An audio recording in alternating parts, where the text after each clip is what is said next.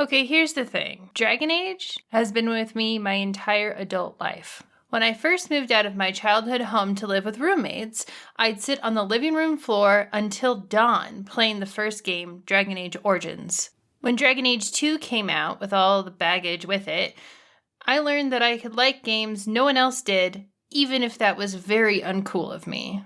And when it comes to Dragon Age Inquisition, well, that's been my comfort game for almost a decade.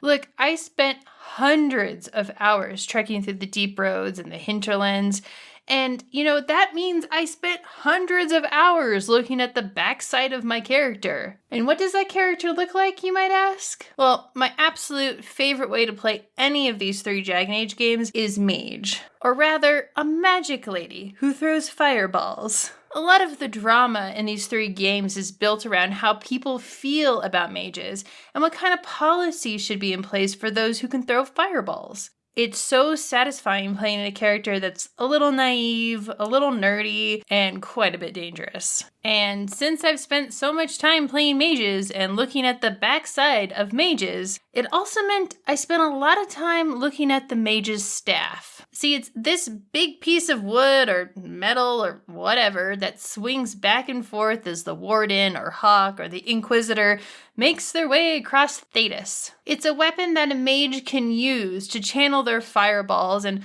I always loved that it was so much bigger than a simple handheld wand. When you have a cool staff, you feel like the hero the game is trying to make you be. And when you have a lame staff, you are constantly looting chests and dead bodies until you can find one that's much prettier. So, since I'm familiar with how these staves look, I kind of set out to rank every staff in the entire Dragon Age canon based on aesthetics alone. This was honestly meant to be a lighthearted video of, ooh, I like that, and ooh, I hate that, where we would look at each staff in the game and decide if it was fashionable or not. I thought, well, if I'm gonna have to look at what every staff is aesthetically, I should list out every single one. To be honest, I delighted in this task. Having my spreadsheet open in one window and the Dragon Age wiki in the other, I thought, ooh, I'm gonna have some clever things to say about this one that looks like a horn, or this one that looks like 2 dragons kissing a tomato. But that's not how this video is gonna go. What I found as I read about each staff was that we can actually map the progress of the Dragon Age games through these magical weapons.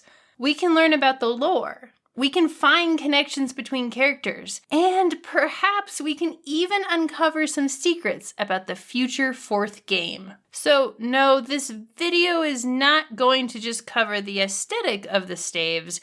We're also going to get into the lore. We're gonna try to pull back the curtain on what the devs were doing when they designed these weapons and see where the continuity begins and where it ends. I'm also gonna give you the context if you're new to Dragon Age, but we won't spend too much time in the nitty-gritty. Okay, ready? Let's do this. We begin our journey through magical staves by jumping into the first game, Dragon Age Origins. For pro gamers, it probably comes to no surprise when I say Dragon Age Origins has the best flavor text for all of the staves, all of the weapons, all of the characters, all of the places, everything. And for those who don't know, flavor text is like a little description an item can have, like right here, to give you some feeling about using that item.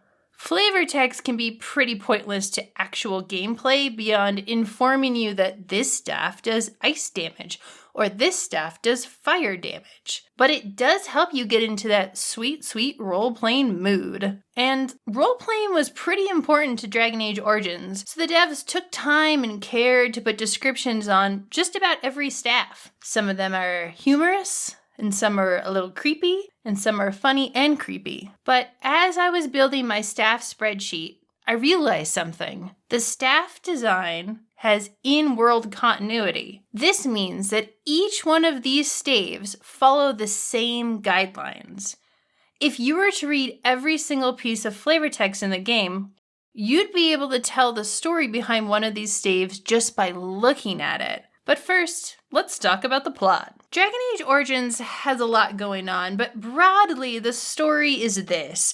There's a plague-like thing called the Blight that can turn people into zombies.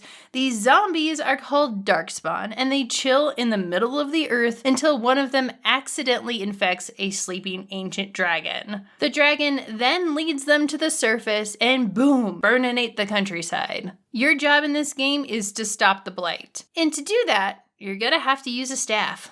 There are 4 staff designs in this game, and this one gives us a good introduction onto why the Blight is so scary. At first glance, it looks like a horn sitting on top of a wooden staff. Sometimes it has feathers attached to the base or wraps around the bottom, but this design always looks like it's smudged with something vile, and there's a good reason for that. This is one of the first staves you encounter in the game if you play as mage, so the flavor text takes the opportunity to talk about the Blight and the Darkspawn in this way. The damage the Darkspawn inflict is not limited to the violence they commit. Their presence appears to corrupt, tainting the earth and all that lives. This staff was once mahogany heartwood, but no more. Where the wood ends and metal begins, it is not even clear. It's more than possible that this was a staff left over from one of the other Blights. But was it the property of someone who fought the Darkspawn, or the Darkspawn themselves? Let's look at some staves with the same skin. The flavor text of Darkspawn staff says, "A strange pole infused with blood and covered with small bones and Darkspawn totems. This staff has been corrupted and tarnished by the touch of its former wielder." So, as we might have theorized, it looks like this type of staff was used and probably made by some of the more intelligent, magical Darkspawn. This means when you wield it, you might be using magic that came from the Blight itself. Any other staff you see in the game that looks like this has a similar tale, which means to me that this staff design comes from the Darkspawn themselves. Pretty cool, right? Okay, so let's look at the next one. In case you wanted to know more about the history of Dragon Age, there's this design. It's a metal tower with 4 prongs attached to a long wooden staff. It looks heavy and would probably hurt if you swing it at someone's head. Let's look at one of the staves flavor texts with this design. Many of these ancient staves remain from the days when the Tevinter Imperium still ruled much of Ferelden. Infused with lyrium, it serves as a channel for the mage's power, able to fire bolts of energy in combat. So that tells us that whenever we see these pointy metal staves, they're actually really old junk left over when Tevinter was in charge.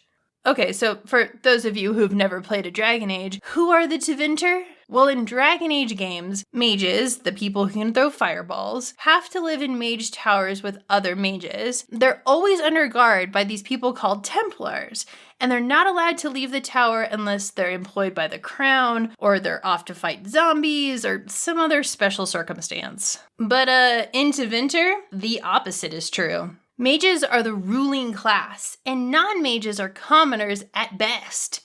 So, okay, back in the day, Tevinter ruled over Ferelden, but that was all interrupted by this Christ-like figure named Andraste. She fought and died to free Ferelden of the Tevinter rule. When you hear about Andraste or the Chantry, that is the main religion in the world of Dragon Age. With all that in mind, anytime you see one of these old staves, you know they're very old. And since these staves were built for the ruling class, it actually makes sense that they still work. But what's so funny about this design is that to most folks in Ferelden, these staves are probably just weird old junk their uncle keeps in his basement. For example, there's another staff with the same design called Haramont staff. Here's the flavor text. This staff came into possession of Clan Haramont circuitously, inherited from the noble hunter who had been given his staff by a grateful human mage for services unknown. It spent time as a backscratcher. In other words, some great-great-granddad noble was given this gift by a grateful mage, and it sat around the family manor living its life as a backscratcher for a bunch of not magical folks until you came across it. As a side note, I actually asked on Twitter what staves were people's faves, and I was so glad to see Charlatan's walking stick show up because it is one of the funniest staves in the game. The magnificent De Sims was an elven healer who cured hayseeds of non-existent ailments. Even though it was all a scam, the Templars declared him an apostate and took off his head. Oddly, his staff turned out to be genuinely enchanted. So, this guy, D. Sims, found a trash staff from at least 1,000 years ago, and he thought to himself, you know what, I'm gonna pretend to be a mage who, heals people for money. But what he didn't know was that his staff was actually legit. And I mean, how could he? It looks like ancient trash.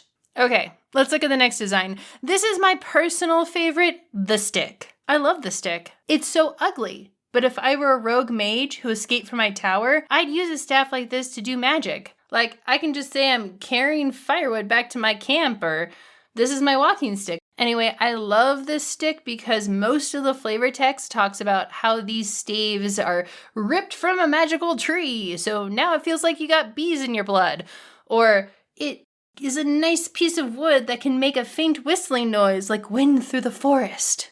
There's actually even one called Flemeth's Broomstick, which admits that Flemeth probably didn't use it to fly because, she can turn into a dragon. But the best and my favorite of all of the sticks can be fetched by your dog. That's right. If you ask your dog to go find something interesting, he can bring you back this stick. And it's called a piece of wood. It's just so cute. I love it. And finally, we have my favorite as far as aesthetics go in Dragon Age Origins. It's 2 dragons kissing a tomato. This staff is beautiful, and I was so glad to see it again later in the 2 other games. This staff is... mwah. She's a beaut. This is actually Wynn's first staff, who is a very cool mage lady that we all love, and Anders' first staff, who is a piece of crap mage that we all hate, both of which are human and have an association with the mage towers. I think these staves can be credited as human mage type staves, primarily crafted in mage towers that are probably for the more will-to-do mages than others. These staves have names like Corrupted Magister Staff and Enchanter Staff, etc., etc. To back this theory up, we have a staff called the Final Reason that, let's look at the flavor text. This staff was held by several senior conjurers in the Circle Tower, passed down from old master to new. Errant students learned to fear it. When all other forms of discipline failed, the Final Reason would produce obedience at the cost of significant pain and discomfort. This staff throws fireballs, by the way. So basically, any circle mage with a staff like this is probably high-ranking, or at least knows the power of magic, and isn't afraid to use it. And, as a side note, it makes sense that this would be a fancy circle mage staff because it's pretty, and a lot of them are very powerful. Just because mages are usually locked in mage towers, it doesn't mean they don't want to make their own hierarchy or look cool. Okay, and I know some of you are like, oh, there's another game, it's called Dragon Age Awakenings. Okay, fine, let's talk about the staves in Dragon Age Awakening, and mostly because I want to talk about this boy right here. My notes for this staff are Darkspawnish. My favorite Easter egg actually takes us over to Dragon Age 2 and the Deep Roads. The Deep Roads are where Darkspawn usually like to chill, and the main character of Dragon Age 2, Hawk, wants to go in there and find some buried treasure. She takes a very cool dude named Sandal, who absolutely decimates some Darkspawn all by himself, and then gives her a staff that looks like this. So this staff it's Darkspawn-y. It's for the Darkspawn. And this is one of the few times that Dragon Age 2 actually wants to be in keeping with the continuity of staves. So okay, let's talk about it. Let's talk about Dragon Age 2. Dragon Age 2 isn't loved by many. And I think these days it's getting more attention, but there's still plenty of you out there who still don't want to play it. And that's your right. But I would say that we did get our favorite companion Varric from this game, and we also learned to live, laugh, and fail with the protagonist Hawk. And when I say fail, I mean really fail. Hawk barely gets anything done. It's kind of amazing. So the story behind the development of this game is that it was rushed out by a team that felt the pressure of Bioware's other game, Mass Effect. Just imagine that cool kid walking around school with expensive sunglasses. That's Mass Effect.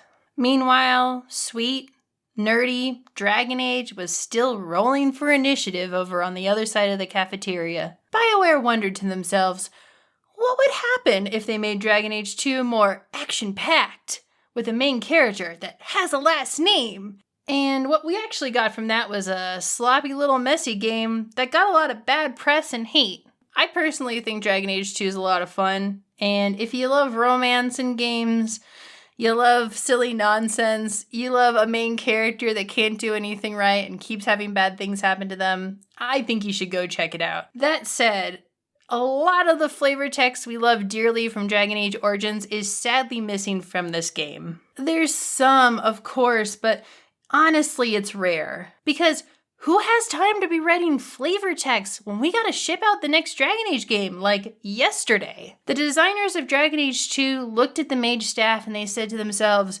wait, why are people throwing fireballs with that when they could be hitting people over the head with it? And thus, these ugly-ass staves were born. Look, this one's a mace, and this one's an axe. And I, a bookworm mage that is not allowed to step outside my ivory tower, will swing it thusly upon your head. Like, okay, I appreciate that everyone in Dragon Age apparently does CrossFit, but I laugh every time I think about Hawk's friend Meryl and her little noodle arms using the staff as an axe to slice up bandits. The designs of these staves leave a lot to be desired. If you're one of the many who never played the second Dragon Age game, or you just tried to bleach it from your memory, let me give you a fast rundown. Well, the fastest I could possibly give you. You play as a lady or gentleman named Hawk who moved to Kirkwall to escape the Blight. When they get there, they find there's just so much tension between the Templars, the guys who keep the mages in line,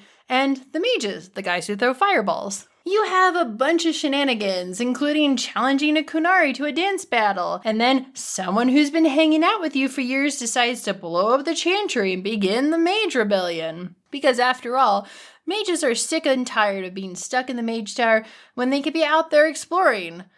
Or do whatever the Hawk is doing when you play as a mage, because nobody cares, apparently. Whatever, it doesn't matter. But to everyone else, mages can throw fireballs, which is bad. And what's worse is that most folks think that any mage who gets a sniff of freedom is going to turn to the dark side. That's right, baby. Before we talk about mage staves and Dragon Age 2, we gotta talk about blood magic! Hey, are you a mage that just can't take it anymore? Stab your friend a couple times and use his blood to perform heinous acts of magic against mankind. Reanimate your friend. Blow him up. Or reanimate your friend and then blow him up. It's the most evil form of magic out there, and anyone who does it can either be possessed by a demon or just go completely batshit insane. Unless, of course, you're the main character of one of these games. There are entire skill trees dedicated to the dark arts of blood magic, and nothing bad ever happens to you if you use it. Why? Well, there are mages that use blood magic who aren't evil, but the idea is that blood magic can give you power over others. So most people who use it end up treating other humans like trash. It's not automatic, like, I have become evil. It's more like, I can hurt myself and others for ultimate power, so let's see how far this takes me. Why am I giving you this backstory in a video about staves? Because of this. Wah. This glorious staff that originally belonged to the mage leader in Kirkwall, Orsinio. And as soon as I saw it, I wanted to kill him for it. Did kill him for it. The cool thing about this staff, besides how pretty it is that Orsinio himself wrote a paper about it. This is a long dissertation that's in one of the codexes. It's awesome. I'll summarize. This staff is called the Staff of Violation, and its original owner once held the position of power that Orsinio is in. Orsinio is the mage leader in Kirkwall, so he's like, the guy who tells mages what to do. He's also the representative to other people in Kirkwall, like, us mages aren't so bad. Interestingly enough, he spends a lot of time talking about how the first owner of this staff was not a blood mage. She was a hero. She took the prisons that were assigned to the mages as living quarters, and she made them nice. Yeah, she was in some battles, okay, but there's always a lot of blood on battlefields, and that doesn't mean that she used it to do magic. And also, she saved everyone fighting a demon. She didn't summon that demon. This staff is not evil. But spoiler alert, the staff is totally evil. Its special feature has a 2.5 chance to reanimate a body, make it walk around, and then explode. Sounds like blood magic to me. Not to mention, our friend Arsenio uses blood magic at the end of the game to make himself into this giant, gross demon thing that will destroy the city if you don't stop him. Most of the staves we've talked about so far do show up in the later games. And the interesting thing about this staff design in particular is that it shows up only one other time in Dragon Age Inquisition. It's called the Staff of Corruption, and it has this amazing flavor text that sounds like an evil heel wrestling promo. If they call us corrupt, let us be corruption. Let us spread across the land a darkness from which they will not awake. Let us turn brother against brother while we laugh from the shadows. The Venatori will destroy this land, and from within a new Tevinter emerges, stronger than ever. So yeah, I love this staff, but without a doubt, it's like super evil. On the flip side, we have this staff, which also shows up in Inquisition later. It's a beautiful staff, one of my favorites, and on first glance, it seems to be Andrastian. If you remember, Andraste was the Christ-like figure who freed Ferelden from Tevinter rule. The first version that we see of this is called Malcolm's Honor. Malcolm is the name of Hawke's father. He was a runaway mage who fell in love with Hawke's mom, and they settled in Lothering, which was later overrun by Blight. The flavor text tells us that Malcolm likely carved this staff between raising his children.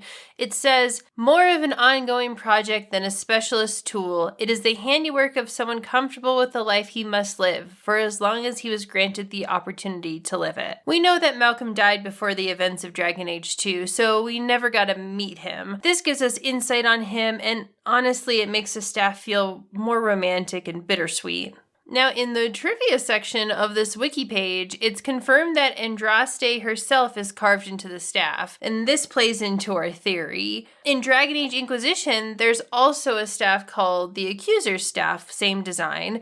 It's described as a staff used by Andrastian mages and hasn't really been used since then. So I really couldn't help but come up with this headcanon that Malcolm had found this old book about how to make staves, and he just took it from the mage circle on his way out and decided to make his own. So, case closed. This is definitely an Andrastian staff, right?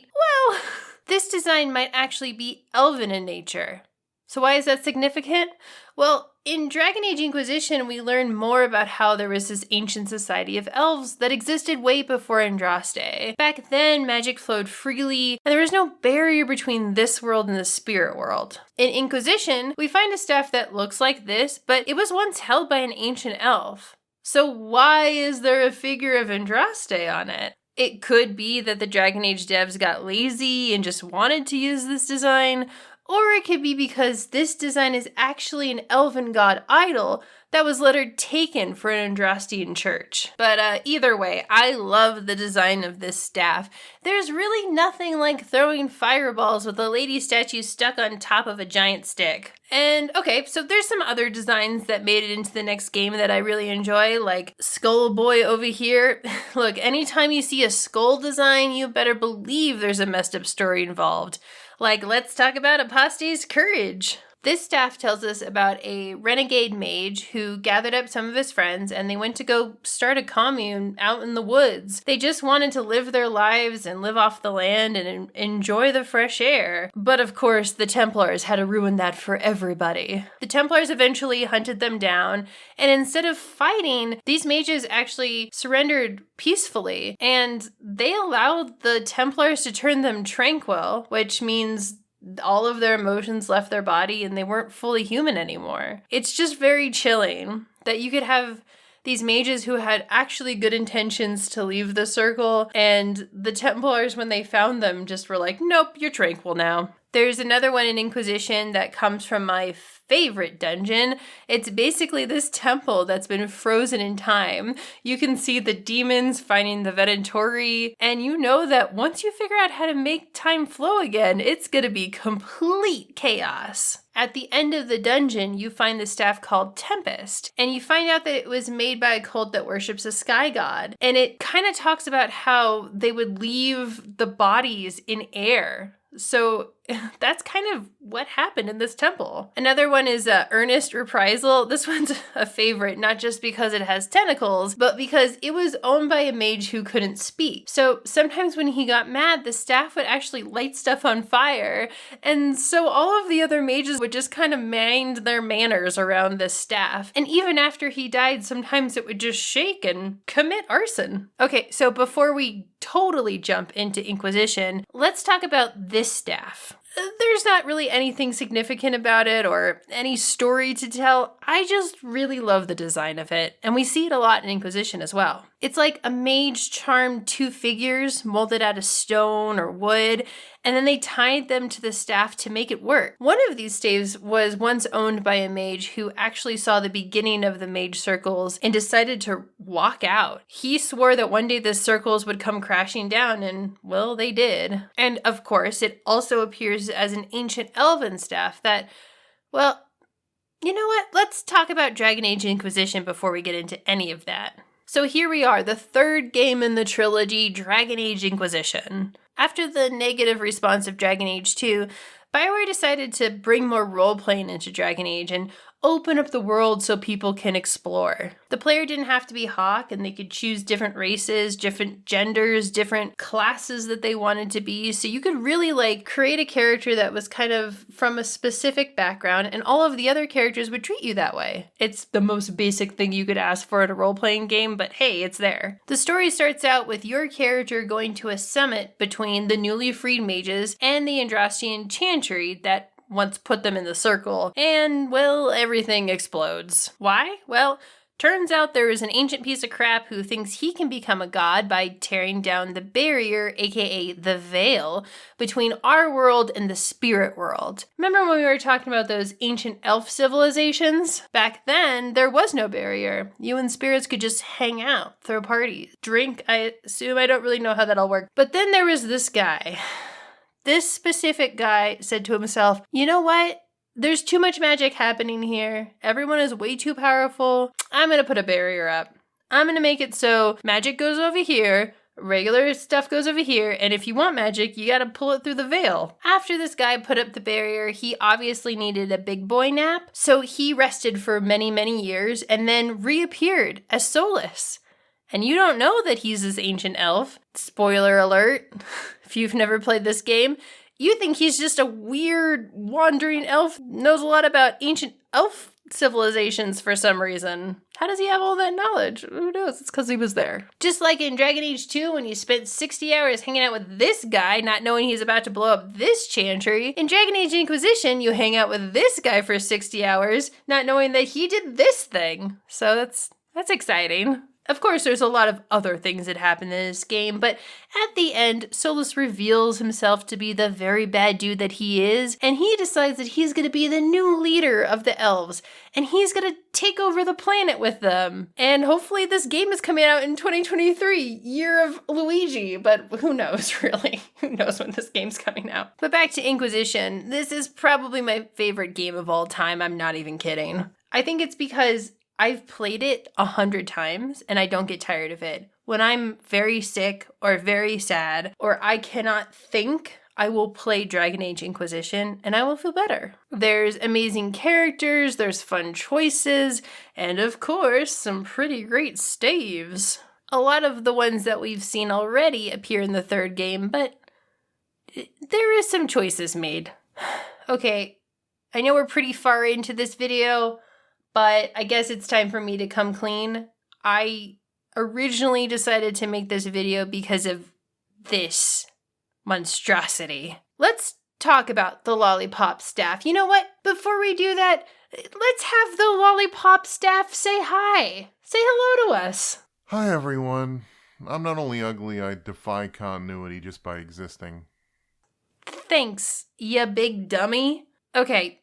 Maybe you don't understand why I hate this staff. So let's talk about Red Lyrium. I can see how you could argue that blood magic can be a case-by-case basis of if it turns someone super evil, but this red glowy rock can turn anyone evil and can even transform their body into a giant crystal. Regular blue lyrium is a magical rock that is alive and full of magic. It's mined by dwarves who have kind of a shield against magic, but they can hear the lyrium sing, so they're able to locate it in the earth. From there, it's usually put in a potion and drank like Gatorade. It's fine if you're a mage and it's just kind of a normal thing you do because you already got magic. That's where the gray area is. But you know what's not up for debate? Whether or not red lyrium is good for you to be hanging out with. Red lyrium is special because it's regular lyrium that's been infected by the blight. That's right, we're bringing back the zombie invasion from the first game. And when that infection gets into the red lyrium, it just turns into pure evil. Red lyrium doesn't need to be made into a potion for you to ingest it. Red lyrium can talk to you. Red lyrium is pretty much guaranteed to make you act out and do something very bad very quickly. So if red lyrium is bad, why does the lollipop staff have an entire ball of it at the top near your bean? The worst part is that if you use this all the time, it doesn't make your inquisitor act funny or anyone else who uses it. It's just a regular old staff that looks like an evil lollipop. Why did they add this into the game? Why did they spend so much time in Dragon Age 2 and Inquisition telling us that red lyrium is bad just to be next to, and then they make a weapon out of it and it does nothing? I don't understand. And I also feel that if you're going to spend so much time talking about how bad red lyrium is, but you can make weapons out of it and you can have this giant piece of it near you and nothing happens, it just breaks up the whole world for me. But I know that some of you really love this weapon. I'm sure there's people out here who think it looks good, but I can't handle it. To me, it's not only one of the ugliest staves in Dragon Age 2, but it's also one that just breaks my brain a little bit. I guess maybe that's the whole point. Red lyrium, this staff is so bad. The red lyrium is coming through the TV and affecting me personally and making me feel like I'm losing my mind. That's exciting. Good for you, Dragon Age. Immersive gameplay. Okay, but let's talk about a nice lyrium infused staff, shall we? Let's talk about Asana's song. I hope I'm saying that right. If you're a Dragon Age fan that hates the Deep Roads, so you never did the DLC in Inquisition, maybe this staff might change your mind. I've read flavor texts before about how most staves are actually infused with lyrium, but this really takes it to the next level. It's like they have a heart of lyrium in the middle and it threads out with veins of lyrium. It's just so beautiful. And the other cool thing is that the dwarven word for lyrium is actually Asana. I had mentioned before when we were talking about red lyrium how it can sing very powerfully. And since dwarves can find any kind of lyrium by ear, of course it's called Asana's song. It's wonderful. We love it. And the flavor text tells us, this staff gives a faintly audible hum when touched, a wistful tune as if it were thinking of a faraway or forgotten place. If silly staves are more your thing, you can also find this one in the Deep Roads DLC. It's called the Kingfisher Staff, and it's a fishing rod that you can find on a skeleton's corpse. I really love the flavor text for this one too. A mage called the Kingfisher visited the Deep Roads during the Ancient Age, casting lures into the underground lakes in hopes of hooking the elusive blind Tetrava. The wily swimmer never took the bait, but the mage's staff has caught many a poor soul in the centuries since. Moving on from the Deep Roads, I thought it would be a good idea to search Reddit to see what their favorite staff was, and I was just kind of curious. While I'm more focused on the different item models each staff has, I know there's a few staves out there that are just awesome for what they can do, not really how they can look. The one that caught my eye was this staff schematic, which means you have to build it yourself. It's called Encore, and you can get it from the Trespasser DLC. I'll get more into that story of the DLC, but for now I just kind of want to talk about the cool attributes of this staff. This staff has a completely unique ability to cast buffs, or invisible benefits to your party. So as you might have guessed, these buffs come in the form of a magical song, and they can do anything from improve your attack to increase your health. And I like that you get this staff in the final DLC for Dragon Age Inquisition because you can actually carry over all of the schematics that you've learned and do this the next time you play Dragon Age. Another great staff you can find in the DLC, though this item does show up earlier, is probably my favorite staff in Dragon Age Inquisition, maybe all of Dragon Age. I'll have a friend on Twitter describe it. It's the one in Dragon Age Inquisition they put in to let nerd wizards pretend they could use a sword. Okay, I know. I was just talking about how much I hated that Dragon Age 2 made these huge dumb axes to swing around, but this is different. This is a lightsaber. And it's a staff that I found myself using pretty frequently because it was just a fun way to play the game. There's a way to build your class that you can actually zoom around the battlefield as a mage. And if you have a lightsaber, that means you're just constantly just going in, fighting someone, and running away. It's a lot of fun, actually. And the flavor text you find for the one in Trespasser DLC is pretty hilarious. It talks about this guy who was born into Winter. Now, he wasn't born into a big noble class, so he automatically learned how to be a soldier. But then it turned out that he did have magical abilities. But the other rulers of Tevinter were like, he has no royal blood, he's a commoner, we don't want him anywhere near us. So he was like, okay, fine. I'm going to help out with the Civil War. I'm going to go on the battlefield and I'm going to throw fireballs with one hand and swing my sword with the other. He was a cool dude, and we love that. And now we arrive at the Trespasser Heart Staves.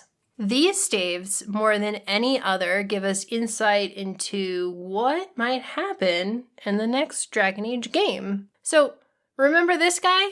Solus is an ancient elf who once built the veil between the spirit world and the real world, and now he wants to tear it down and build an elven army and just raise hell.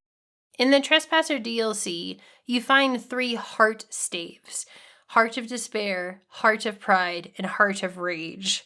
What I love about the style of these staves is that they're very similar to the ones that we've seen in the previous games, and they feel like they could have been designed by ancient elves. Which means, maybe they were actually Solus's old staves, we don't know. While none of these reference Solus directly, they all have this ability to blur the line between what's the real world and what's the Fade, and they all feel like they're speaking to Solus in a really special way. I kind of want to talk about Heart of Despair first. It's the most interesting to me because it seems like it's actually a warped version of this design, which we know from the Staff of Stasis. Now, I haven't really talked about Staff of Stasis, but this is one of the first special items you get from defeating an evil Tevinter very early on in this game. What's so special about this is that the evil Tevinter is actually this broken man who is trying to cure his son of an uncurable disease before he dies. And he is doing everything he can using whatever power to keep this kid alive, even if that means destroying the world. So that kind of sounds like despair to me, right? And the flavor text for Heart of Despair is very beautiful because it reminds me of one of the ones we got from the first game. From all around this staff comes a sound like sobbing, and touching it brings to mind the loneliest moments of one's life. Energy from the Fade ripples away as it moves, like fingers stirring still water. Next is Heart of Pride, which you can find by solving Solus's themed puzzle. Did you know that Solus actually means pride in Elvish? So it's fitting that we get such a staff after solving a puzzle all about him. This design is one of my favorites, which we've seen in earlier Dragon Age 2. And the flavor text is just as nice as the last. Being near the staff gives one the sense of being vastly better than everyone and everything around. When holding it, the bearer hears faint laughter, and Fade energy clings to it desperately as a drowning sailor to a drifting wreckage. Finally, we have Heart of Rage, which looks like a take on a staff we've seen at the beginning of this video. This is one that breaks down the barrier of the veil more than any other. Let's look at the flavor text. This staff is warm to the touch and fills the ears of whoever carries it with the sound of a furiously beating heart. Anybody nearby has the sense that someone else is there, just out of sight or hidden somehow. Fade energy warps around it, giving the impression that nothing nearby is quite real. So, since we know that Solus is quite interested in tearing down the veil between the mundane world and the spirit world, this staff gives us an idea of what that actually would feel like. And it's really the beauty of flavor text. We can kind of dive into that feeling even before that game even comes out. And can you imagine using any of these staves? It seems like they'd be a curse for anyone who's a mage, a sort of temptation into making a deal with a demon that would be nearly impossible to pass up. But like I said, these staves and the flavor text in them tell us what we might have in store for the next game. If the Dread Wolf really wants the veil to come crashing down and the Fade to mix with the real world, every day could feel like how these staves make you feel. How wild will the next game be? What kind of dreamscapes and nightmares are we in for? Well, I don't know, but I hope we get some really cool looking staves.